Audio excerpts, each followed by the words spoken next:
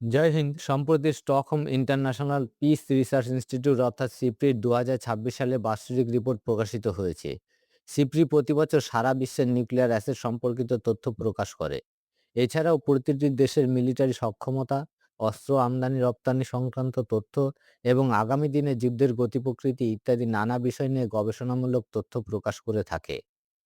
সিব্রির এই রিপোর্ট অনুসারে ২০২৬ সালের জানুয়ারি পর্যন্ত বিশ্বের নিউক্লিয়ার পাওয়ার ৯টি দেশের কাছে মোট ১২,১৮৭টি নিউক্লিয়ার ওয়ারহেড রয়েছে, যার মধ্যে ৯,৭৪৫টি স্টকপাইলস পোটেনশিয়াল ইউজ কন্ডিশনে রয়েছে এবং ৪,০১২টি রেডি টু ফায়ার মোডে ডিপ্লয় রয়েছে, যা গত বছরের তুলনায় ১৩০টি ওয়ারহেড বেশি।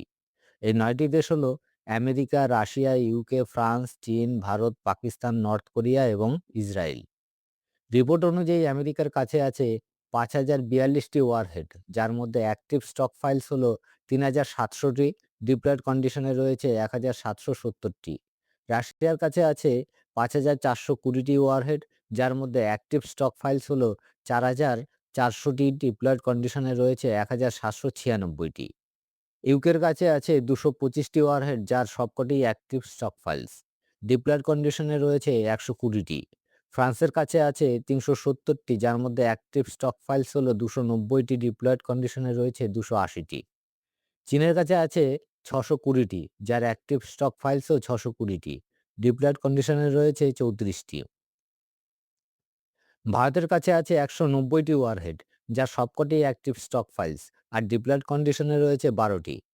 পাকিস্তানের কাছে আছে ১৭০টি, নর্থ কোরিয়ার কাছে আছে ৬০টি এবং ইসরায়েলের কাছে আছে ৯০টি ওয়ারহেড। পাকিস্তান, ইসরায়েল আর নর্থ কোরিয়ার সমস্ত নিউক্লিয়ার ওয়ারহেডই অ্যাক্টিভ স্টক ফাইলস, মানে এগুলি যুদ্ধক্ষেত্রে ব্যবহারযোগ্য, কিন্তু এদের কোনো ওয়ারহেডই ডিপ্লয়েড কন্ডিশনে নেই। ভারত এই প্রথম তার নিউক্লিয়ার ওয়ারহেড ডিপ্লয়েড কন্ডিশনে রেখেছে। এতদিন আমাদের নিউক্লিয়ার ওয়ারহেডের বিভিন্ন অংশ আলাদা আলাদাভাবে মিলিটারি স্ট্র্যাটেজিক লোকেশনে রাখা হতো। নিয়ম ছিল, যদি যুদ্ধ লাগে তখনই সেই ওয়ারহেডের টুকরোগুলিকে জুড়ে যুদ্ধের জন্য প্রস্তুত করতে হবে। বর্তমানে তার পরিবর্তন করা হয়েছে। সিপ্রি রিপোর্ট অনুযায়ী ভারত ২০২৫ সালে অন্তত ১২টি ওয়ারহেড এসএসবিএন ক্যাটাগরির সাবমেরিন সহ লং রেঞ্জ মিসাইলে রেডি টু ফায়ার মোডে ডিপ্লয় করে রেখেছে। অর্থাৎ ভারত ল্যান্ড বেস, এয়ারবেস এবং সাবমেরিন তিনটি ক্ষেত্র হতেই শত্রুর ওপর নিউক্লিয়ার অ্যাটাক করার জন্য প্রস্তুত রয়েছে। গত বছর মানে ২০২৫ সালে ভারতের ডিফেন্স বাজেট ছিল প্রায় $৯২ বিলিয়ন, যা বিশ্বের মধ্যে পঞ্চম স্থান দখল করে। ভারতের আগে আছে জার্মানি $১১৪ বিলিয়ন, চতুর্থ স্থান। রাশিয়া ১৯০ বিলিয়নের সাথে তৃতীয় স্থান। চীন ৩৩৬ বিলিয়নের সাথে দ্বিতীয় স্থান এবং ১ নম্বরে অবশ্যই আমেরিকা $৯৫৪ বিলিয়ন। তবে গত বছর সারা বিশ্বে ডিফেন্স বাজেটে বৃদ্ধি দেখা গেছে। ২০২৫ সালে সারা বিশ্বের ডিফেন্স বাজেট ছিল প্রায় $২.৯ ট্রিলিয়ন। অস্ত্র আমদানিতে গত বছর ভারত বিশ্বের মধ্যে দ্বিতীয় স্থান দখল করেছে। প্রথমে রয়েছে ইউক্রেন। অস্ত্র রপ্তানিতে ভারতের ক্রমোন্নতি হলেও বিশ্ববাজারে রপ্তানিকৃত প্রথম ১০টি দেশের মধ্যেও ভারতের কোনো স্থান মেলেনি। সিপ্রির রিপোর্ট অনুযায়ী প্রথম ৫টি রপ্তানিকারক দেশ হল আমেরিকা, ফ্রান্স, রাশিয়া, জার্মানি এবং চীন। এদের মধ্যে একা আমেরিকা বিশ্ববাজারের মোট ৪২% ডিফেন্স আইটেমই রপ্তানি করে থাকে। সিপ্রি চীন আর পাকিস্তানের যে তথ্য দিয়েছে সেটা হলো, পাকিস্তানের গত বছরের যে স্টক ফাইলস ছিল তা এবছরও পরিবর্তন হয়নি।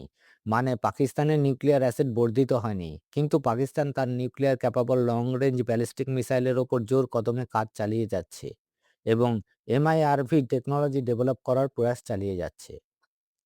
চীনের কাছে গত বছর যেখানে ৫০০ প্লাস ওয়ারহেড ছিল, তা এবছর বেড়ে ৬২০টি ওয়ারহেডে পরিণত হয়েছে। অর্থাৎ চীন বছরে প্রায় ১০০টির মতো নতুন ওয়ারহেড তৈরি করে চলেছে, যা উদ্বেগের বিষয়। একই সাথে চীন তার ডিপ্লয়েড ওয়ারহেডের সংখ্যাও ক্রমশ বাড়িয়ে চলেছে। ভারত প্রতি বছর গড়ে ১০টি করে ওয়ারহেড ডেভেলপ করছে। সেই সাথে লং রেঞ্জ মিসাইলে তার ডিপ্লয়েডও করেছে। তবে ভারত তার no first use policy change করেনি। মানে ভারত কখনোই প্রথমে কোনো দেশের ওপর নিউক্লিয়ার অ্যাটাক করবে না। যদি কোনো দেশ তার ওপর নিউক্লিয়ার হামলা চালায়, কেবলমাত্র তখনই ভারত প্রত্যাঘাত করার উদ্দেশ্যে সেই দেশের উপর নিউক্লিয়ার অ্যাটাক করবে।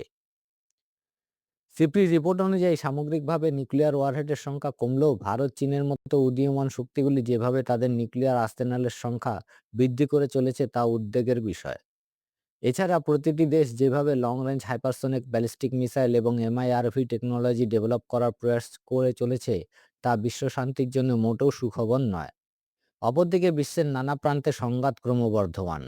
আগামী দিনে যুদ্ধের গতি প্রকৃতি কি হতে চলেছে সেই নিয়ে সিপিটির বিশেষজ্ঞদের মত হলো, আগামী দিনে যুদ্ধে এআই টেকনোলজির ব্যাপক ব্যবহার হবে। Drone swarm, autonomous weapon system, cyber tools এবং যুদ্ধাস্ত্র হিসেবে ব্যবহৃত হবে ক্রিটিক্যাল মিনারেল, সেমিকন্ডাক্টর এবং সাপ্লাই চেনের ওপর আধিপত্য। অর্থাৎ যে দেশের কাছে ক্রিটিক্যাল মিনারেল বা রেয়ার আর্থ মিনারেলের মজুদ থাকবে, যে দেশের কাছে সেমিকন্ডাক্টরের ওপর কন্ট্রোল থাকবে, আর যে দেশ বিশ্বের সাপ্লাই লাইনকে কন্ট্রোল করতে পারবে, সেই পুরো জিও পলিটিক্সকে কন্ট্রোল করবে এবং যুদ্ধক্ষেত্রে এগিয়ে থাকবে। এবার আসুন বিশ্বের প্রথম ৫টি পাওয়ারফুল দেশের নাম জানা যাক। ফায়ার পাওয়ার ইন্ডেক্স ২০২৬-এর জুন পর্যন্ত পাওয়া রিপোর্ট অনুযায়ী ১ নম্বর স্থানে রয়েছে আমেরিকা, দ্বিতীয় স্থানে রয়েছে রাশিয়া, তৃতীয় স্থানে রয়েছে চীন, চতুর্থ স্থানে রয়েছে ভারত আর পঞ্চম স্থানে রয়েছে ফ্রান্স। অনেকের মনে হয়তো কৌতূহল হচ্ছে যে পাকিস্তানের র্যাঙ্ক কত, তাই না? গত বছরে অপারেশন সিন্দুরের আগে পর্যন্ত পাকিস্তানের র্যাঙ্ক ছিল ৯ নম্বর।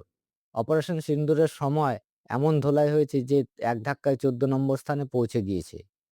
তবু পাকিস্তানের সেনাপ্রধান আসিফ মুনির সে দেশের ফিল্ড মার্শাল হয়ে গেল, যা কিনা সেনাদের সর্বোচ্চ সম্মান।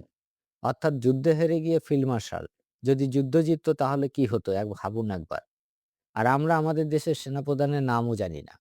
তারা হয়তো তা প্রত্যাশাও করে না। তারা নিঃশব্দে কেবল দেশের সেবা করে চলেছে। তাই তাদের জন্য আরো একবার জয় হিন্দ।